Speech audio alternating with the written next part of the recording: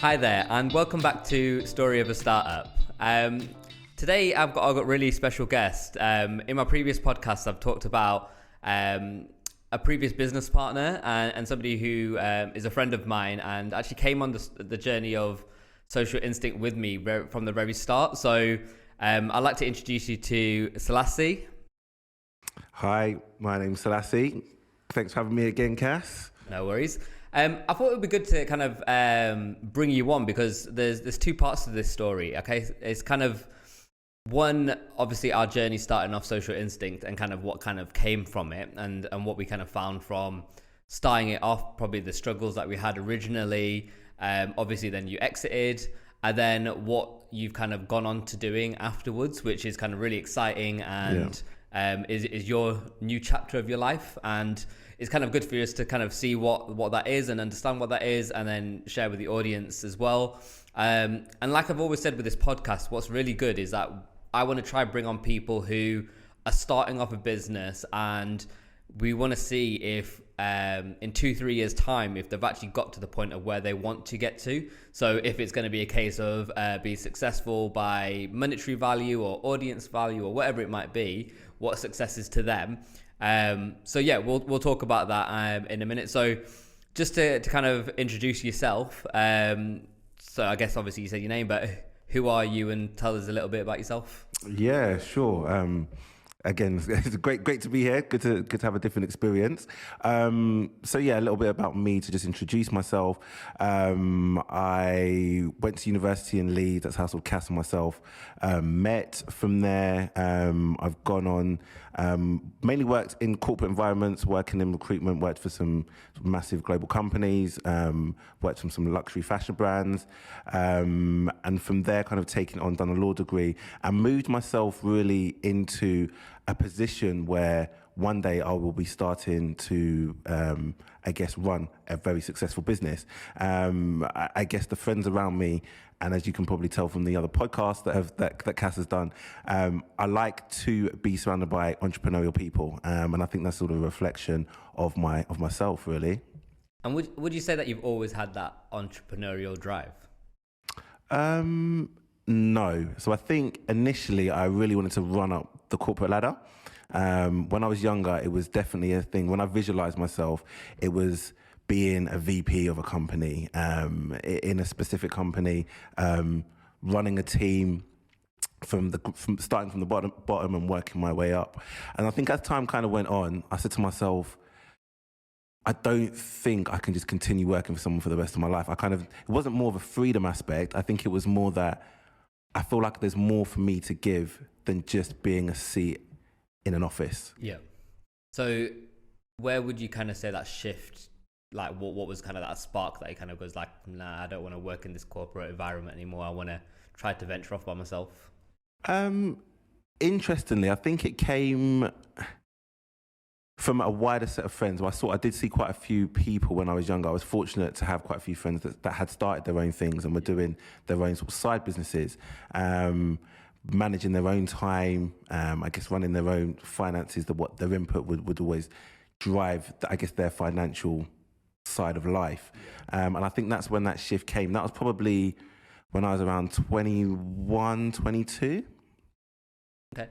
And is there anything that you've kind of like feared about starting off by yourself? Because the same's happened with me. When you kind of come from a secure job, your income's coming in every so often, and then obviously making that shift into potentially working for yourself. I've mentioned it before, I can't really just do it because I've got a mortgage and kids. Mm-hmm. Have you ever had that kind of thought in your mind, was like, okay, I know I'm making X amount from this job. Mm-hmm. I could potentially be risking it all by starting something off. 100%, yeah. What would you kind of say your fear is from that point? Yeah, so I'm fortunate enough now with Menyooze where I have a business partner. So my business partner, as you know, is taking this on full time. So yeah, there is always that fear. I think the one thing I wish, if I could roll back the years of time, would be more all in from an entrepreneurial mindset from younger, and when I was single, because at that point you can really just give everything. the mindset that I'd be in now if I was single and I didn't have a child and I didn't have a partner and I didn't have a house, I would happily be in a one-bedroom flat, or even a room share to kind of make sure that I could do everything possible financially to make the business succeed. I think the later you step in and you start to try and venture off to do your own thing, it becomes a little bit more difficult because naturally as you get older, I feel like you just occur more responsibilities and liabilities that happen in through financials and just from being an adult, I guess. So yeah, there's always that struggle. There's always that doubt in your mind where you're thinking, okay, if I step into this and it fails, have I let not just me down, but my family and everyone around me? And then I guess you get that panic stage where if it does all go down, then what? Because probably like yourself and most people that start a startup, everything goes into it, right? So there are even your backup funds as such. You kind of really put it into it. So yeah, there's probably a couple of months that you can survive after. You may have investments or something else somewhere else, but ultimately everything that you do, your time, your effort, your money is going into this project that you want to work, right? Yeah, that's. I used to think about that quite often as like, obviously I'm married, I've got kids, so 9 to 5, I'm in the office. And I do think to myself, like, if I didn't have my kids and my wife, would I continue working throughout the night, basically? Even though I do, like, as soon as I get home, I don't just switch off. I mean, I want to spend time with my kids. So I switch off for a certain amount of time. But then afterwards, I do go back into work mode. And I think for me, I always do contemplate thinking, if I was actually single and younger, would I literally just be working throughout the night? And you will see it on Instagram, don't you? You always see these people who are like, but I think you would, because you wouldn't feel guilty about. So now, naturally, your time has to be shared, right? Because you have a family, so you have to share your time. When you're younger, you can be as selfish as you like, right? And when you're younger and single, you can be so selfish. You can stay at your parents' house, for example, if you're fortunate enough to have that option. And if you're not doing anything, you will naturally be working because all your energy is going into this thing being successful. So if you think about yourself now, you're going to be splitting your time with your partner to make sure your relationship's smooth, splitting your time with your children to make sure they've got the best from their dad. And then the next part is the business, right? So theoretically, I know it doesn't work this way, but you're split into three channels where if it was just yourself, that wouldn't be an option. It would be 100% solely into this business. Yeah. Have you ever been in a situation where you're with your partner and kids, but all you're thinking about is work? Yeah, definitely. I think, a lot. I mean, even when I've been on holiday, it happens. But again, I'm fortunate enough my partner, she fully understands as well because she has a business herself that she started up as well. So I think that also definitely helped from a time perspective. There's no kind of guilt from my side or her side. There's a good understanding in terms of she's also focusing on her business, so there might be times where she's a bit selfish with her time, and likewise with me. But again, I think you've always got to try and make that middle part work with your relationship. I think I was listening to a podcast that Eddie Hearn done, and he was saying that it was the opposite. He would miss Christmases. He would, even though he would say to his partner, obviously, that I love you and just want to spend time with you, he was still saying my focus was Matchroom. I would just go and do everything I could just to make that successful. Now, I don't think there's a right or wrong in that aspect. I think if you can do that and you can see the benefit in doing that for yourself, then great, it works. But I think from my perspective and just from my lifehood and growing up, I'd also want to give some of that back to my family and my children. Yeah. I mean, obviously, it's weird because you're kind of thinking to yourself, you're doing this, for yourself. And I've always felt like I had something to prove, and that's why I kind of want to do really well. And even though my partner thinks I'm doing it for monetary value, and that's a reward, but it's not actually for that. It's more for the fact that, one, it's for that, and then secondly, you kind of think about your kids now and kind of leaving them something. Correct. So yeah, I mean, it's a different ball game compared to when we were young and single. So let's just cast our mind back then. So obviously, start of Social Instincts, I think it was roughly 2019. Me and you had a conversation. I think I saw like Ty Lopez, and my nephew always talks about this and jokes around going that I stole his idea about opening a marketing agency based on him. And I think I came to you and I was like, listen, this is how it works. I think when I saw the Ty Lopez type of thing, and I hate him as a kind of influencer model, but he did inspire me to kind of think what he was saying was right. Literally, you can approach a number of people and you could potentially make one of them into a client and then bring in X amount, and you do that multiple times, and then you've got a business, basically. Correct, so when I came to you, we talked about the idea of opening an agency. So it kind of cast your mind back then, and kind of what was your initial thoughts about the business at the time, and why did you actually want to get involved? Yeah, so I think you talked about it last, I think it was on your first podcast. So again, if this is the first time you're listening, Kasim's mind works in a very fast pace with multiple ideas. So I think initially when this came, because we I guess to give a bit of a backstory, Cass and I have discussed on multiple businesses. I guess what it was about this model is that I could see the structure of it and I could see how it could gain momentum. There was just a model that we had to literally put in place, and then from there it would take off. And I think that's kind of what excited me more so about this model. Again, my background has generally been through sort of sales as well as consulting. So I was thinking, okay, right, you've kind of got the brains behind this part, and theoretically I was confident enough in myself that I'd be able to sell this to clients. Once we've got the clients on, we can then just keep rolling this model out further and further. And it became it got to a point where the influencer market was getting quite big as well. And I think from sort of maybe some of the people that we knew, the connections we had, we could do some digging and potentially get someone quite substantial on that could help us move the business going forward. And then obviously, I mean, we've obviously talked about this previously before. We've never actually spoke about it out loud, I guess, on mics. But what was it like working with myself? And I'll go the other way around. Yeah. I think the challenging aspect, and I guess these are the good things and the bad things of working with a business partner that you work with. So I think probably the most challenging part was the ideas. So you're very forward thinking. So you think of a lot of ideas, and it could be today we're talking about one thing, tomorrow we're talking about the next thing. And there wasn't, the way I was looking at things, there wasn't alignment. So the hardest thing was, the way I work is probably a bit more logical, and that's not to say again it's a better way of doing something, but I'm trying to connect some dots. I think the hardest thing for me working with you was it was hard to connect all of these dots to get to the one end goal that we wanted to get to. I think our one goal was exactly the same, but for me, I like to connect dots that will get us to a specific point where I felt like our dots were all over the place and somehow eventually they'll get there, but there was no logical route to get there.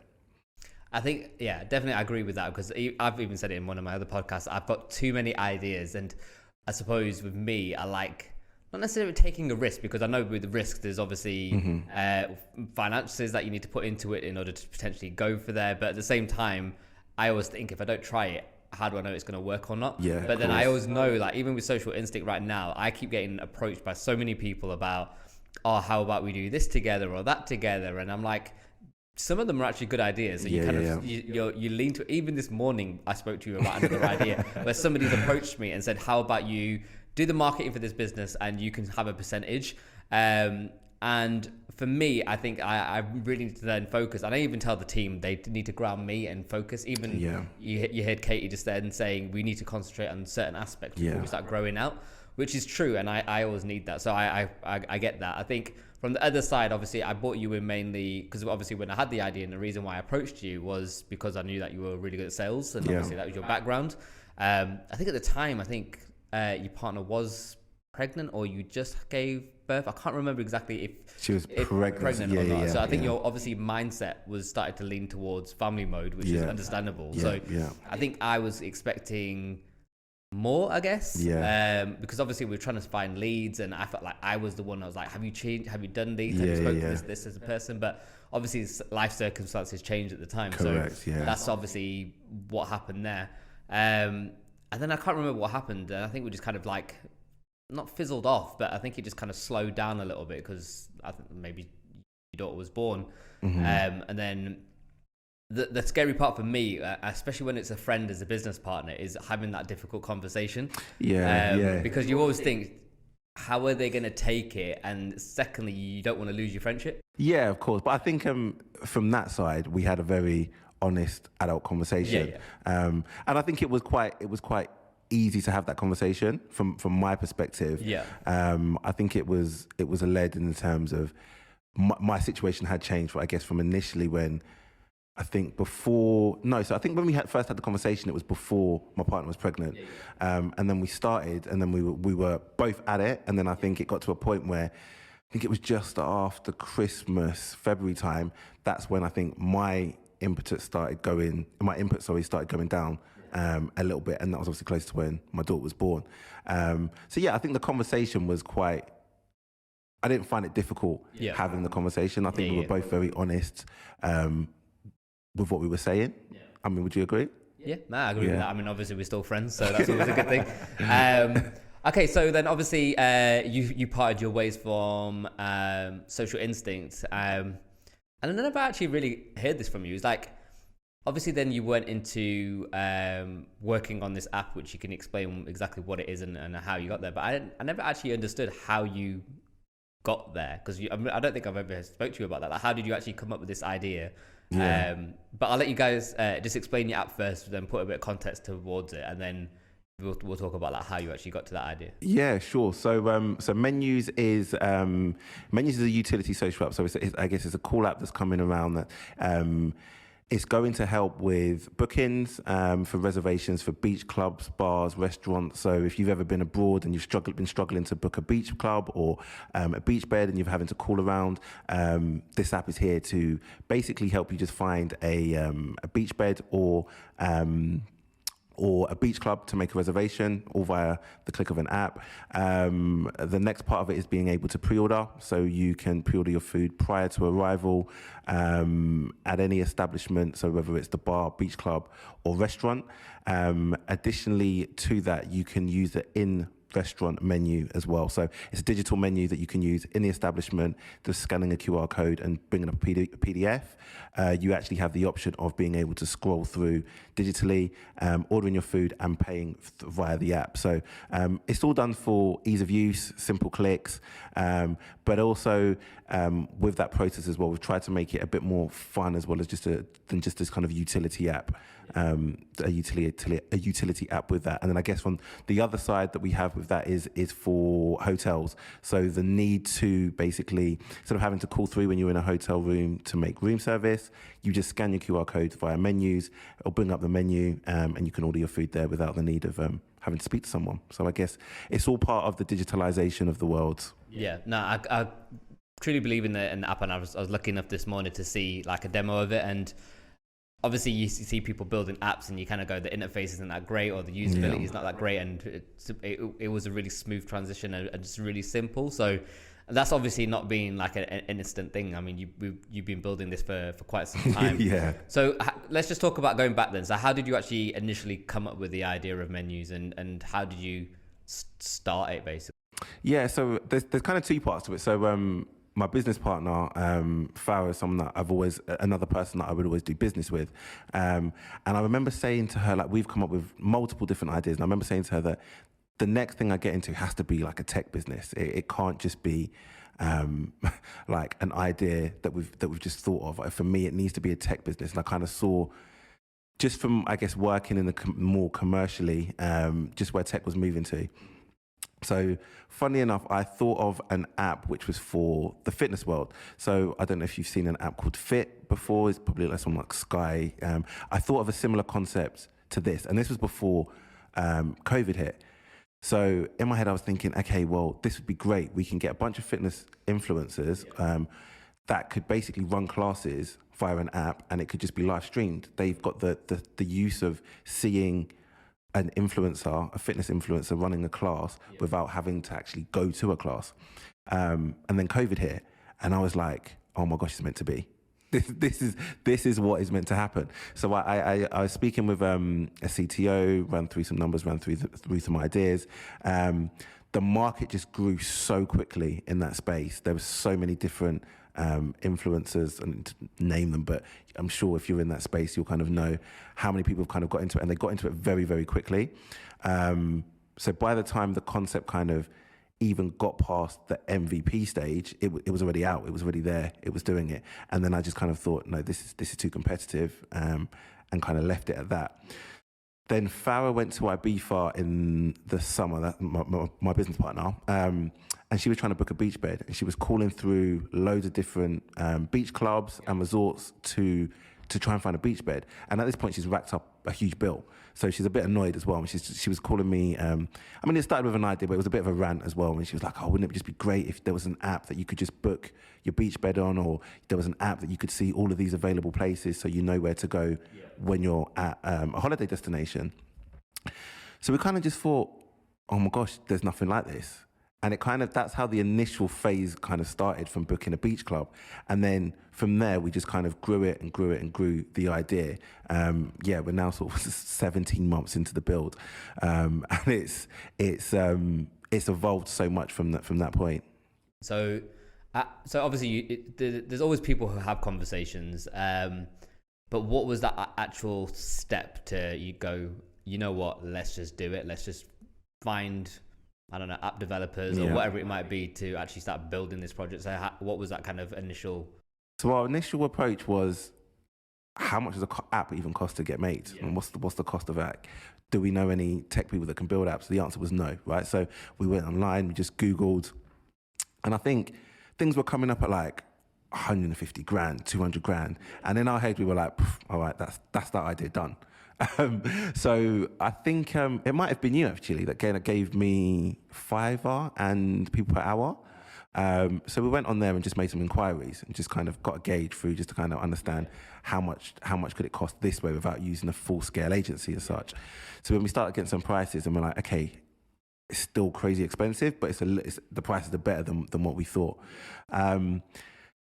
Then it went to a point where we just done a hell of a lot of research. I think it was, I'm a research person anyway, just from my roles within everything's research. So, and the consultancy side. So I was researching, Farah was researching as well. And we generally got to a point where we just couldn't find this. And in our heads, we were like, okay, this is the gap in the market. It's something so simple, but so relevant. So I think, I'm sure you were in the group chat. Farah done it the same. I think a couple of group chats she's asked, and we're just asking around, if this was a concept, would you find it relevant? Yeah. I'd done the same thing with some friends. I asked them, I think my mum, obviously she laughed because she was like, I'm not too bothered. I'm not going to book a beach bed. So we were like, okay. From there, we kind of knew who our market was, our target audience, who would be the right sort of people to market this to. And the feedback was great. So at this point, we were like, okay, let's do what we can to try and make this be a live project. And that's where it kind of came to life, really. And then, so you've got the idea, you found some developers, I'm guessing. Mm-hmm. Funding, was it kind of like yourself who just put the money in, or did you go out for loans, or what was the kind of like case? Yeah, so the funding part, we were fortunate enough, so we've not had to take any loans, and we've not needed to take any help. Now, obviously, that comes with its own challenges, because then you have a very rigid budget that you have to stick to. There's no kind of going in and out of it. What Farah and I have done extremely well, to sound too big-headed, but we've managed to keep our cost to an absolute minimum. So certain things that may have cost crazy expensive by going to an agency to use it, we've looked at trying to use freelancers. We've asked around to try and see if we can get sort of consultants to come on board to work on specific parts of the project, because we've always known what we've got, and we've also known what we can play with. So again, we have gone outside of what we initially said, I think, as everyone does to start with. So we set our budget, but as time has gone on, there's things we've added on, so it's just crept up. But yeah, we've been fortunate enough to save quite a lot. So like, for example, digital assets, we've managed to save a lot on the marketing, we've managed to save on. There's just been elements through the process where we've just been a bit more savvy. Until we need to bring on a full-scale agency for certain things, we've managed to just be able to do it through consultative approaches. And then not having, because obviously both of you don't have tech backgrounds, what's been the kind of challenges of building a tech business? The challenge, I think the biggest learning point that I've taken from building an app is time. I think the concept of how long, so again, like I said, we're in the 17th month now, from the initial deciding this is the project we're going to go with to today. And yeah, we should be launching next month, but it's been a journey. So I think in our heads we thought 4 months, nice, we're going to be good to go. But there's so much involved in the tech aspect, and I think after the build is made, it's that testing element, the connections using different APIs, payment gateways. I think it's all of combining all of this information together. Again, because we haven't gone to an agency as such with the tech we have, but we've always been on every update call. Yeah. So we've been fortunate enough to learn so much along the way. Instead of saying, here's a lump of money, this is the idea, go away and kind of do it.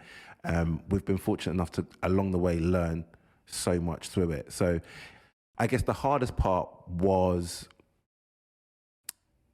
for us, was probably the design.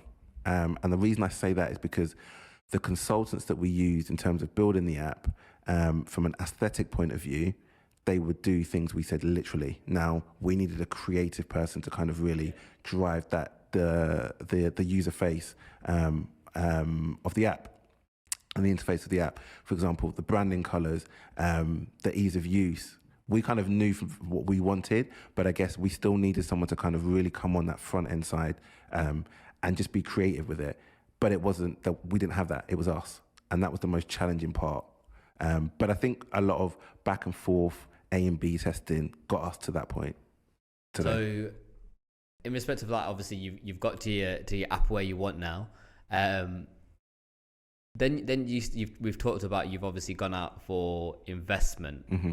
What's the reason why you've gone out for investment, and how's your approach been to find an investor?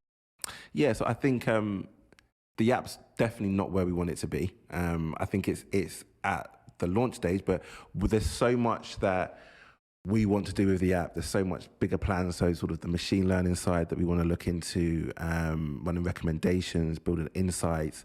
There's going to be so much rich data that we will have from this, understanding where people eat, what people like to eat, drink, which beach clubs they like to go to, where they like to go on holiday, all of these types of things. And it's the use of what we're going to do with that data. That's where the investment, that's what the investment would be needed for. So we're at a stage where we're good to launch and we're good to get the clients on. But I think it's, when we speak to clients as well, it's letting them know that this isn't the finished article. There is more to it. We have to roll it out in phases, purely from a funding perspective, and purely from a scalable perspective. We need to start at this size to continue to kind of grow up instead of going everything all in at once. Because again, from people that are building apps and working with apps, don't know there's certain features. We've got 4 key features on our app. By the time we get to year 2, we might say, do you know what? 2 of these haven't been working well. There's 2 that are working really well. Let's just hone in on this and really focus and drive these points. They're the things that you add in and take away. And I think, with the investment piece, that's where it will kind of go to more growing the team out, business development, marketing, and really trying to upscale the business from a sizable scale from that. And then on the next part, the approach to investors, it's been difficult. But what I would say is there's so many people in the industry that are helpful that you wouldn't think would be helpful. From the simple fact of just sending someone a message, sending an entrepreneur a message who has gone through funding maybe in the last 6 months, just asking them how they done it. Because at one time they were in your shoes, right? So asking them how they went about it. We were very fortunate enough where we've messaged quite a lot of people through LinkedIn, through Instagram, and they've all been so helpful. They've kind of put us in directions and channels into the right places. One person who's got a startup, who's doing extremely well at the moment, they helped us get onto an event which we were pitched for, and actually got to pitch our idea to a group of people. So I think it's those instances, just not being afraid to talk to people, and giving your idea. Just don't be shy about your idea. Let everybody know that you have this business, right? And I think people feed off passion. So I think you need to be excited about your business. So when I'm speaking to investors, a lot of the information that I've got back, which has been positive, is that, do you know what? Yeah, we like you. We would like to mentor you, and we'll mentor you through the process. So even people that haven't invested, there seems to be something in Menyooze and I guess sort of for me, for my personal brand, that they like. and that they can see something in. Now, hopefully it comes to something, but I guess it's also good feedback. You might not be there today, you've got the investment that you need, but you've got a good person that you can kind of go and bounce ideas off that will help you out, that you can run different investor pitches and meetings from, run numbers through. It's good to just have someone in that space. So, for example, I've got someone who potentially will help me now when I need to do a mock pitch, for example, so I can get the questions that I know are going to come out. I can get the right answers for them. Again, there's going to be no perfect answer, but it kind of sets me up in the right position. I kind of know what questions to go out with, and get feedback from the outset.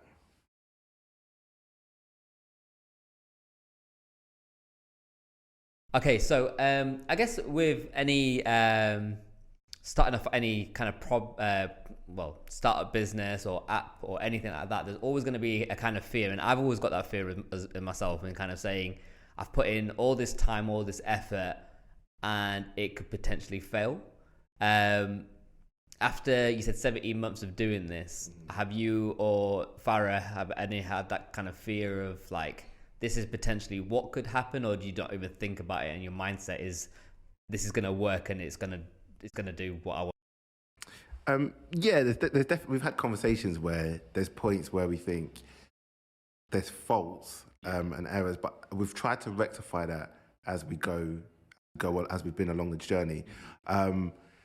Weirdly enough, it's weird to say, but no, neither of us have believed that it's going to fail. Yeah.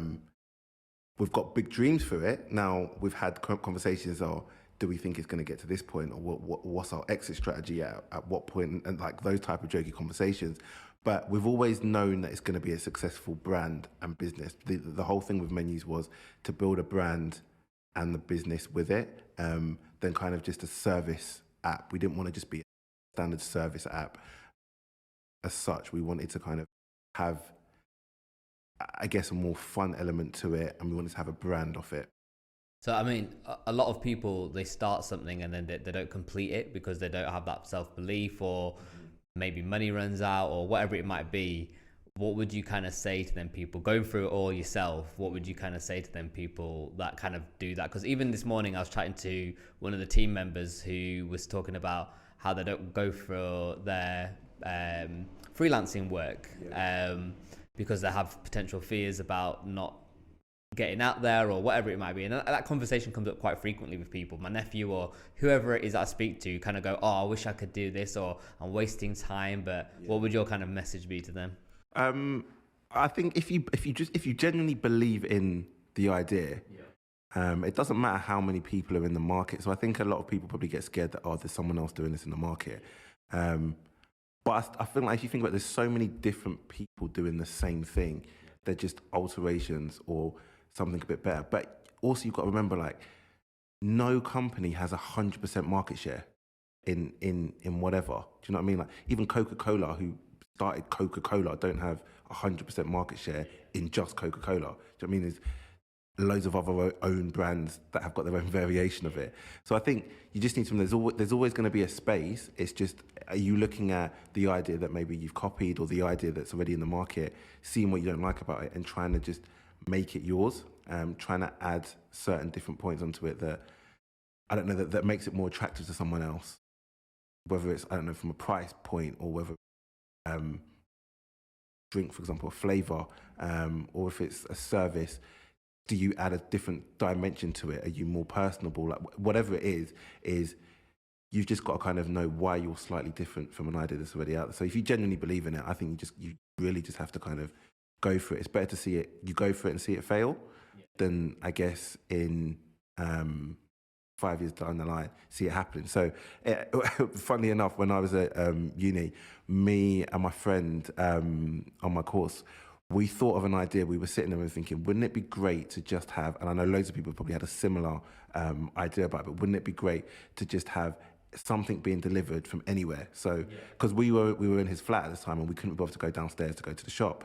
And we came up with this idea called iButler, because I think at the time iPhones were still quite new, and the concept was having a butler to basically do something for you. But essentially it was Deliveroo. That's essentially what it was. And I just think in our minds, we were like, oh, there's no way we could get this off the ground. But someone thought, I can get this off the ground, I'm going to run with it. After being told, and probably, I think the story of the founder, William Shu, I think he said that he put it on hold for a couple of years because the world just wasn't ready for Deliveroo in terms from an internet perspective or an app perspective. I can't remember exactly what he said, but again, he just believed at some point this is going to be ready for the world, and he just ran with it. So I think probably a really long way of getting around it, but I think, yeah, if you believe in it, just go for it, even from a time perspective. I think we kind of need to move away sometimes from thinking it has to happen today or this month or next month. A lot of ideas that you've seen that have blown up during COVID probably existed a long time before that, and probably doing a lot of work before that. The unfortunate circumstance helped their business boom.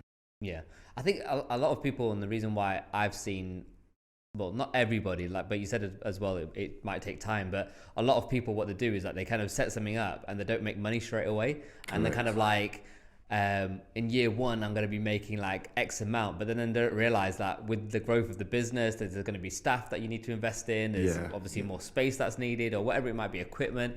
And they kind of are like, oh, if it's not going to give me X amount back by month 6 or year, then there's no point in me doing it. But then they don't think the long-term journey in 5-6 years time that this could be bringing in X amount back. So I think that's what a lot of people kind of like run short on, because they don't see them quick gains. And in business isn't like that, is it? It's like it is a long process to get to you. Yeah, there's a rare occasion where an idea might come out and it all of a sudden booms, but for most big companies out there, there's journeys and the stories behind it, and the graft, and obviously that's what started this podcast off, is really understanding what that graft is to get to where you want to get to.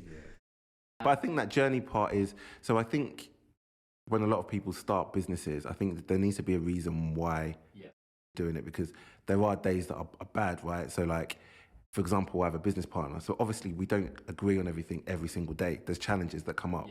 But I think it's just, and even mistakes that we've made throughout the business. And I think the one thing that we've always said and we've always tried to do is just enjoy the journey. Like, it's not going to be great all the time. So don't think, oh, I'm starting a business. You started it for a couple of months. It's gone really bad to start with. It's all part of the journey. When you are successful with it, and that's not got to be from a monetary perspective. It might be that you want more I don't know, freedom in terms of your time. So you've gone into a business that gives you that freedom of time. It's all part of the journey. Later on, you'll go and tell people, okay, it doesn't have to bring you or yield you heaps of money, but you've got the result and the reward that you wanted, and that just fuels into the journey. It makes it so much like sweeter, because I guess everyone likes a story that isn't great, if that makes sense. So I think I might have told you about it, but there's a book called Tell to Win, and in there it's from one of the co-owners of Golden State Warriors, and he specifically says everyone's attracted to that movie that has a bad middle and then a happy ending. But you want to hear that struggle. Everyone wants to hear that it wasn't, we just went from A to B. Everyone wants to hear you went A to Z to Z, and then you got to B. Do you know what I mean? Because it just makes it's people have emotions, and I feel like you just need to enjoy that journey as you're going through it. And at the time you might think, oh my gosh, like, what am I doing? But when you get your result at the end, you'll be like, okay, maybe I'm glad I went through that. I learned so much through it. Like, there's a mistake we made. We've learned so much through it, and I think it will be a lot more beneficial for us in the future. It hasn't today, but I think it will be, because we've learned a concept we're so bad at. Yeah, I get that analogy. Imagine watching like Pursuit of Happiness, and all of a sudden Will Smith like starts the film and he gets the contract straight away, and he's like, I'm happy, bro. That's it. Okay, so what is success then? So let's fast forward. We have the same conversation. I bring you back in 3-4 years time, and you're like, Cass, I've made it. This is success. What is that for you?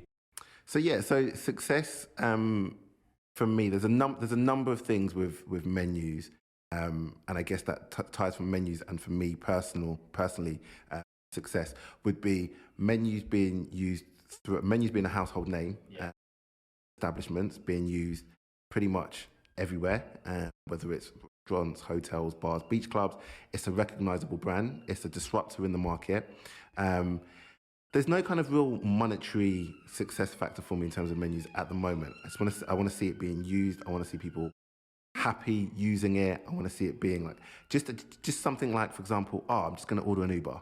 Like, I want it to be talked about in that kind of concept, or let's just get a delivery. I want it to be kind of, it just rolls off the tongue. It's just a name that holds weight. But I think from the success part of that, there are a few things I know that I want to give back towards as well. So whether it's young people getting into tech, whether it's BAME people going into tech, I want to be able to kind of give someone an experience that may have thought, I can't do this, or I won't be able to do this, and kind of try and help people through that as well. I think that's a big thing for me that I want to do, and that will be success. That, or someone can come into Menyooze, for example, that we're taking on, I don't know, we're partnering with a school, for example, and they have the opportunity to kind of see how Menyooze has grown, and it helps them academically.